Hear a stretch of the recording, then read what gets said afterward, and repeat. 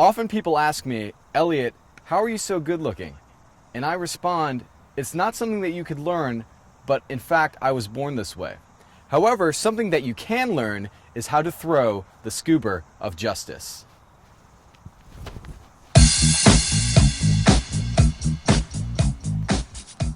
Often when people think of a typical Scoober, it's something that you pop over a cup. It's often a lot of wrist, maybe a little bit of arm in it, but it's not generally a throw used to gain a ton of yards. The Scoober of Justice is capable of such. What it requires is not necessarily a ton of strength, but really a ton of practice and a deep understanding of the angles of a disc. So in order to throw the Scoober of Justice and getting used to how to throw a more versatile Scoober is first starting from the grip.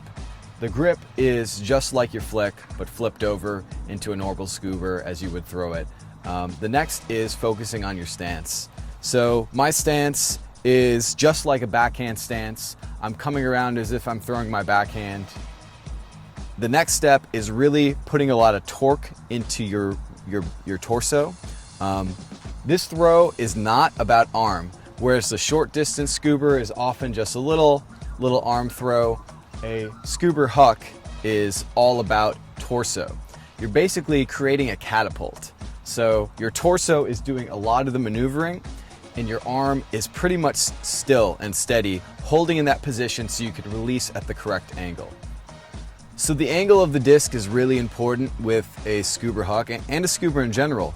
As you've probably practiced with a Scoober, if you throw it inside out, it'll start to helix over and blade back in. The same goes with the Scoober huck. If I were to throw this and release at this point, it's going to helix out and back in. So in order to get more of a flat or more of an angled Scoober, I really need to hold that angle just like I would with the hammer. So whereas a hammer throw is over the top and angled like this, again, you have some variability of how you want that disc to fly. The same is with the Scoober. So if I want the disc to fly more flat, I might hold it a little bit flatter.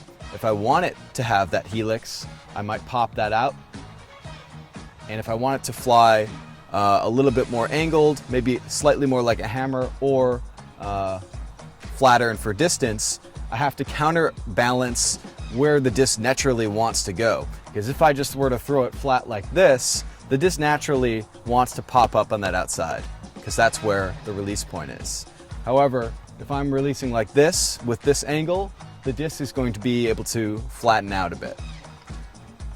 So, putting those two pieces together, again, this is not a throw that is all about your arm or your shoulders or your wrist. It's about keeping those things in a still position, a really locked position, and using your torso to generate enough torque so you can catapult that throw out. So this is an example of your standard Scoober huck, aka the Scoober of Justice.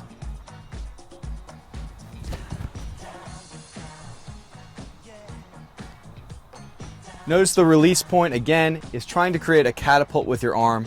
There really isn't too much power that is actively going through your arm. It's sort of a movement of torso onto shoulder to arm to wrist, and you're holding that steady until your release point, trying to create a lot of power just by twisting your body. So again, this is Scoober huck.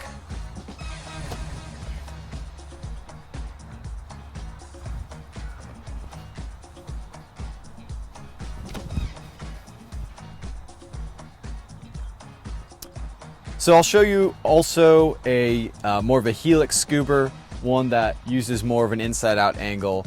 Again, it's the same similar windup, but the release point is a little bit less angled, a little bit more angled inside. So it might fly a little bit like this.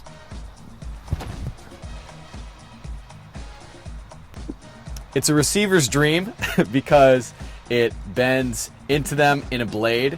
I say that sarcastically, of course. It can be something of a difficult throw to catch if you're not expecting it.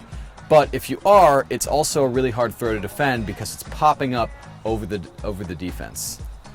So again, rather than this outside angle, we're turning it inward